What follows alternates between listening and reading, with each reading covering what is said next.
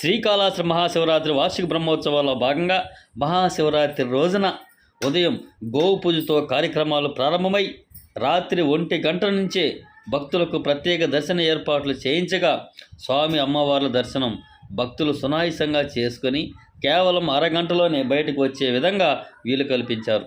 అదేవిధంగా శివరాత్రి ప్రత్యేకతను పురస్కరించుకొని మహిళలకు అమ్మవారి దర్శనం పూర్తయి బయట రాగానే గాజులు, పసుపు, కుంకుమ, అదేవిధంగా స్వామి అమ్మవారి లడ్డూ ప్రసాదాన్ని కూడా అందజేసి భక్తులకు ఎలాంటి అసౌకర్యం కలగకుండా క్యూ లైన్లను సక్రమంగా నిర్వహించడంతో పాటు వారు ప్రశాంతంగా స్వామి అమ్మవారిని దర్శించుకుని భక్తి శ్రద్ధలతో పూజలు చేసుకున్నారు.